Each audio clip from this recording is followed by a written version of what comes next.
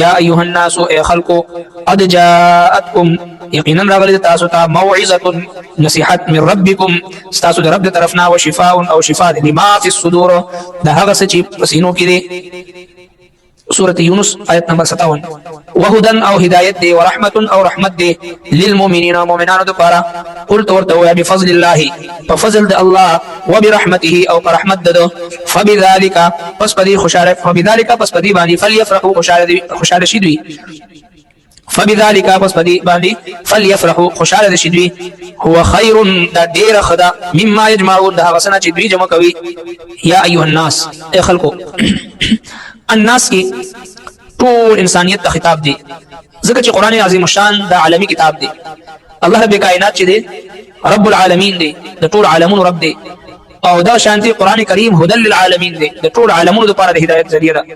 او جناب رسول الله صلی الله علیه وسلم رحمت للعالمین دی د ټول عالم لپاره رحمت دی.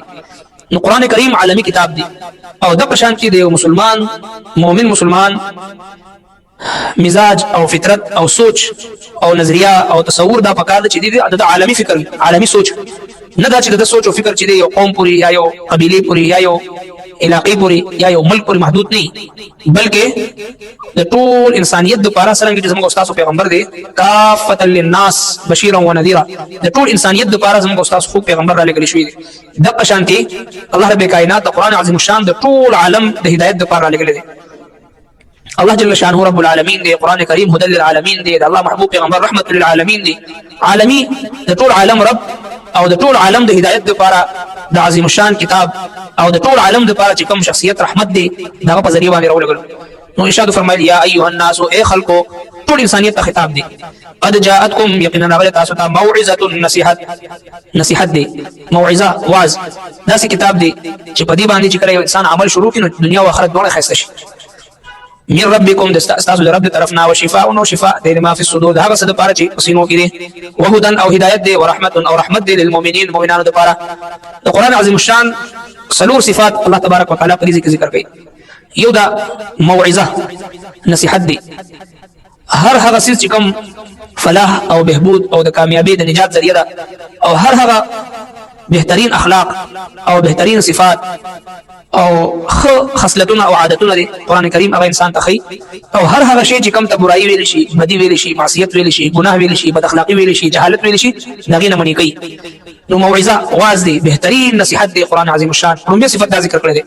او دیم وشفاء لما في الصدور دا علاج شفاء ده د هغه سيزونو لپاره چې کوم پسینو کې کوم زړه کې شرک وي نفاق وي حسد وي بغض وي عناد وي تکبر وي حب مال وي حب جاه وي د دې ټول امراض لپاره شفاء دا قران عظیم الشان دی. دی وجنا جناب رسول الله صلی الله علیه وسلم مبارک فرمایي چې د انسانانو زړونو ته هم زنګ لګي سرنګ چې اوس باندې زنګ کیږي. صحابه کرام عرض یا رسول الله د دې زړه صفای ذریعہ څه ده ارشاد فرمایل چې د قران کریم تلاوت او د الله ذکر. نو لہذا د قران عظیم الشان تلاوت او په دې باندې عمل قران کریم خپل امام مقررول قران کریم د خپل رهبر او رهنما ګرځول. قران مجید دا یو داسې رهبر او رهنما دی چې د ژوند په هر لحظه او په هر لمحه کې د خپل پیروکار رهنمایي کوي. او قران کریم بطور نظام دنیا ته راغلی دی. قران کریم بطور امام دنیا ته الله تبارک وتعالى را لګلی دی. قران کریم د پاره د هر شعبه او په هر لحظه د ژوند کې د مسلمانانو د رهنمایي لپاره بطور نظام بطور حکومت او بطور د خلافت او بطور د یو مسلمان انفرادي اجتماعي سیاسي سماجي معاشي معاشرتي اخلاقي د دې څومره شعبې د ژوند سره تعلق لري د هر شعبې او د هر لمحې لپاره قران کریم بطور یو امام پیشوا رهبر او رهنما دا راغلی دی. خو چې کله هم دا قران کریم شاته وګرځول شي نو الله رب کائنات چې د انسان د مسلمان ژوند بالخصوص هغه تنګ چې څنګه چې موږ تاسو حالت دی.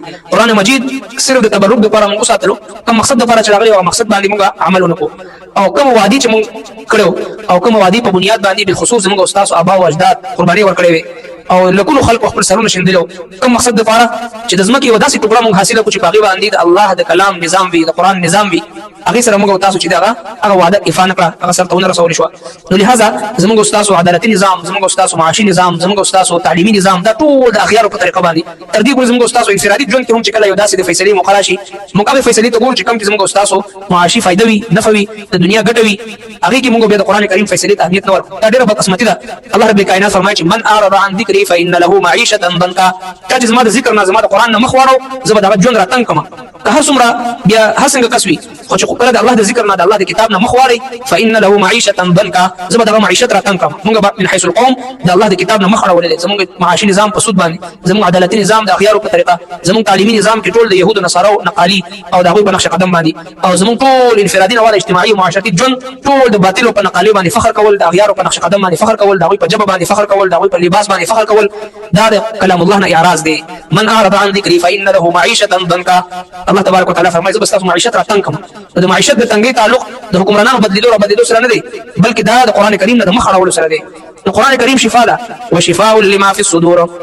چې کله قرآن مجید د خپل مقصد مطابق ولستل شي، عمل پیوش، قرآن کریم په تخت باندې راشي او د قرآن مجید مطابق فیصلې شروع شي، عدالتي نظام د قرآن مطابق شي، تعلیمي نظام د قرآن د فیصلې مطابق شي، او معاشي نظام د قرآن د فیصلې مطابق شي، حدود او قصاص هغه مقرر شي، د الله رب کائنات خپل عادلانه د خلافت نظام چې هغه رئیس شي او دغه مطابق فیصلې شروع شي.